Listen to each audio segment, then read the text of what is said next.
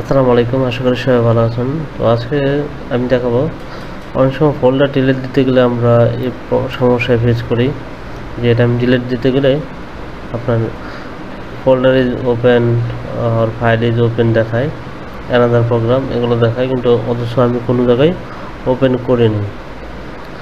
তো এখন এটা আমি কীভাবে সলভ করবো দেখাই। আবার ধরেন ডিলিট দিতে গেলাম, ডিলিট দেখবেন ডিলিট হয় না। হ্যাঁ, তো এটার জন্য আমরা প্রথমে কি করতে পারি, অনেক সময় টেক্সট বারে রান থাকে। আর এই প্রবলেমটা সহজে সমাধান করার জন্য আপনি প্রথমে এখান থেকে আপনার অ্যাকাউন্টটা সাইন আউট করে নিতে পারেন, অথবা কন্ট্রোল অল্টার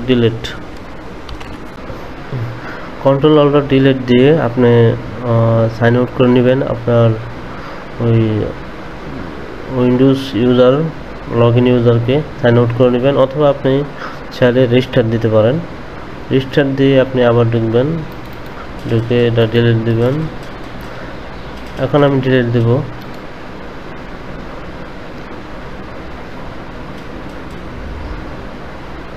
এখন দেখবেন ডিলিট হয়ে গেছে। এটার মূল কারণ হচ্ছে যে অনেক সময় তো এই যে ফোল্ডারটা আপনি ওপেন করেছিলেন সেটা মেমোরিতে ধরে রাখে, মানে ক্যাশ মেমোরিতে ধরে রাখে, এটা বোঝাচ্ছে যে ওপেন হয়ে রয়েছে।